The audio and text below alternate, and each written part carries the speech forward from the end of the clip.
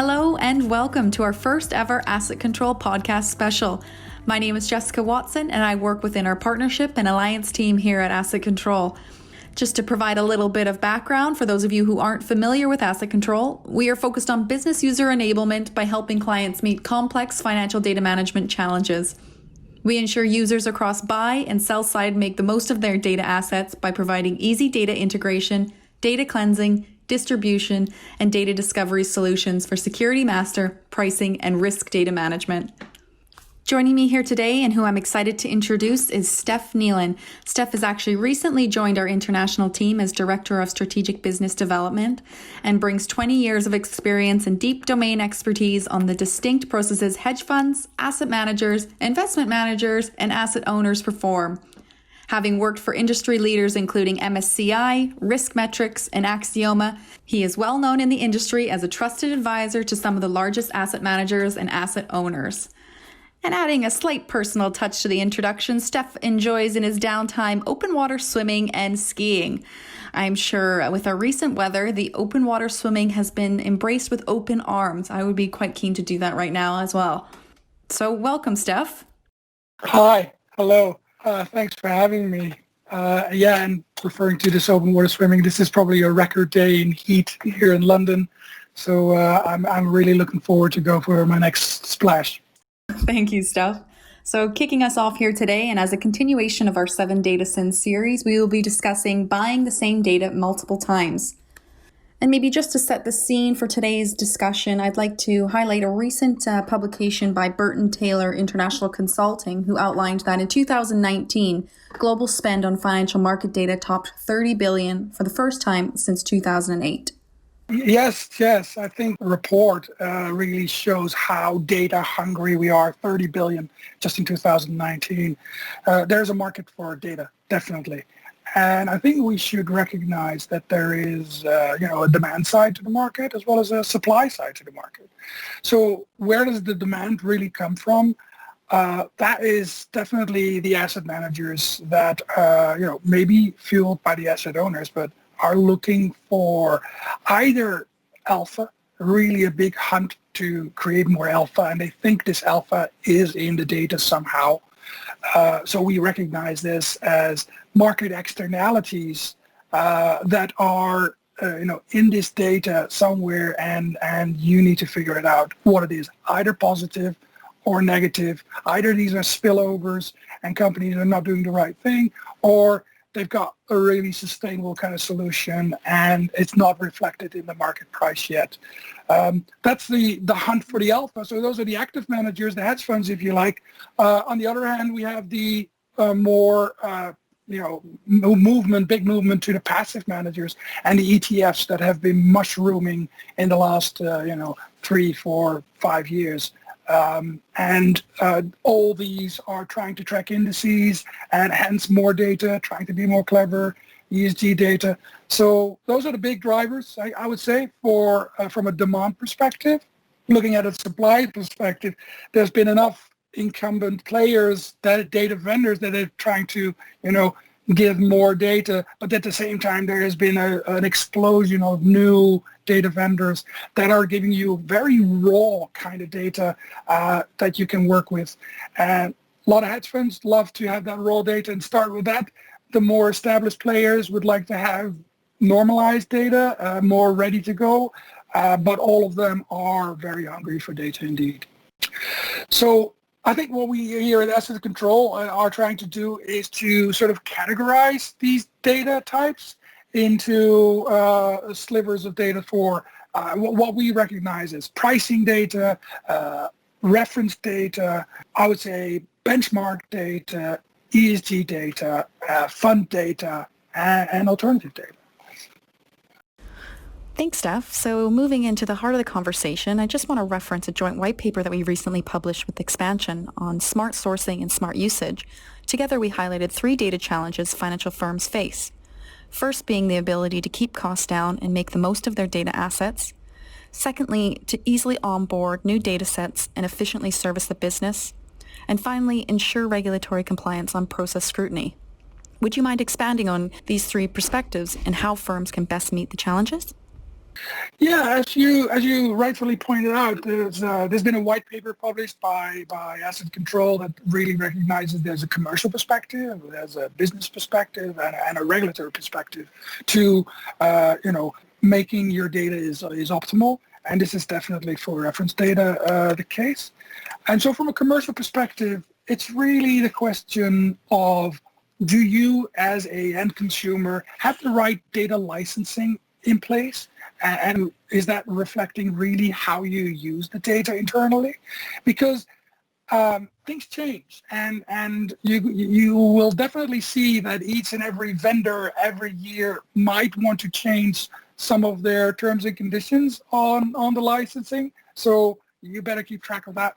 At the same time, your own organization might change. It might expand, or, well, God forbid, it might become smaller. But again, you might want to ask yourself, do you still have the right data license in place? And that is data licensing and usage for internal usage as well as external usage. Because internal usage is what your managers and PMs and risk managers might do with that data to make it work for them. But when it comes to sending out reports to your end clients, again, the licensing has to be really right. And a typical example is using CDOLs. It's all right to use CDOLs for lookups and things, but you want to make sure that as soon as you start using CDOLs for reporting in your end reports, that you are aware of how much you're using it, and that it is in line with your usage. Great. Yes. Thank you, Stef. So what would a solution possibly look like? Very good question. Now, as it happens to be, is that we ourselves don't have a ready solution, but we are partnering with Expansion on this, and they've got a product called Axmon, and it integrates pretty well with our solution. And they do exactly this. They track how people spend their data, and data enters the firm, data flows through the firm, and data leaves the firm, and all that usage and spend, it just tracks it in a very nice way, such so that when you ultimately have to pay the bill that the data vendor sends to you, you can reconcile all that data usage you've been doing with the bill that they give you. And normally this kind of work really requires a lot of effort and a lot of time, and it's very labor intensive. But this nice tool allows you to do this in an automated fashion, and so you can check your data spend against your vendor contracts. Right. Wow. So not only does this provide a clear map of data consumption, it really offers evidence on usage, which I can only imagine pleases the business and ties nicely into that next perspective as well. Indeed. It's actually, I mean, this is from a commercial perspective, just tracking your data and having nice metrics on it is good to have. It's a starting point because it gives you an inventory. But if you're really from a business user's perspective, want to manage your data strategically, you're going to have to see what are the different disciplines within your firm. And we at Asset Control just recognize them quite systemically, that there is, let's say, the asset allocation discipline you have, there is the portfolio construction, there is risk, there is performance attribution, compliance, reporting. It's altogether a whole value chain of disciplines that you would undergo as an asset manager. And what we've seen is traditionally that these teams have been working rather siloed, and that means a lot of redundancy in data, actually too costly, to be honest. And we at Asset Control see that the data and the data supply chain has to be a service. And so the real solution to this, all these siloed teams working independently, is actually to store the data in a central way and then distribute it crosswise. So, but before you can do that, you need to have very clean data. Your data needs to be of the super high quality and exactly the way that these teams want it. So you need to have a lot of control over this data when you harness it in a central way and distribute it crosswise. You need to have a system that governs the data, and you need a system to control that. So this is where Asset Control's Ops 360 can really help and manage that. What it will do is it will give you a fair cost allocation of all the data that you've been using. It will give you a very granular data access control. There will be visibility, real time, of your data usage as it goes from source to end consumer. And you can actually monitor and see how trends of usage, go through your company. On top of that, you've got data lineage, and the data lineage tracks the what, where, why you change the data.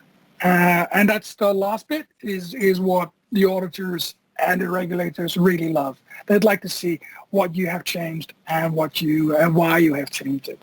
So, but from a very operational perspective, we also got proactive alerts when data is being used or being called for, and it's without the boundaries, or it's outside the boundaries. Then we have automatic alerts that would signal that this is data usage that's beyond the normal spend. Great, and I won't interject too much, but I mean, this is a perfect segue into the regulatory perspective as well. Yes, I mean, from the regulatory perspective, we're trying to serve two types of clientele. On the one hand, you've got the banks, let's say, and the other hand, you've got the buy side. So on the bank side, especially the FRTB rules, have been leading in this, and there are actually, rules from Basel that tell you that your data and your quality of your data needs to be of a certain standard. So you want to be able to track that, whether that's indeed the case. From a buy-side perspective, essentially what we're catering for is that all the data changes that you might go through, you have to be recorded. So you're only doing incremental changes on top of your original data, and you don't lose any of that by when you change something that the old data is deleted. And this is really, for regulatory purposes, really, really important. We talk a little bit about that in our previous blog, losing track of data changes. It's very much about data lineage. But overall, if you would ask me for what is the solution that Asset Control brings, it is data lineage, and it is the maintenance of the data feeds that that come in. So data comes in through around about 35 plus feeds, and we as Asset Control maintain those feeds. So you as a client don't have to do all this, and you wouldn't risk of losing any data, because our R&D people are taking care of all that. Yes, exactly. And great point to add about data R&D. I think the reliability of data feeds is critical, not only for regulatory or market developments, but for format updates by the data vendor themselves. And by outsourcing this maintenance, it really ultimately insulates and protects your operations. Exactly. So not that I want to wrap up, although to make sure we fit within the 15-minute mark, I think this might be a good time to summarize, which for me, the key points boiled down by each of the three perspectives was, from a commercial perspective, it's all about tracking data spend and reconciling this against commercial agreements. From there, really ties into the business perspective, which the emphasis is around catering to the entire business value chain with centrally stored and readily available data for distribution across the organization. And finally, regulatory perspective, of course, data lineage is critical, and data feed maintenance helps to really provide a safety net to your organization. That's it, yes. That's exactly right. I mean, these are the views that are very well expressed in our white paper. But if you have some more questions around this, you can let people just reach out to us. We can tell you exactly how to implement all that. Fantastic. Well, thank you very much, Stef. We really appreciate you joining me today. Likewise, and I think I'm going for that dip in the open water now. Enjoy.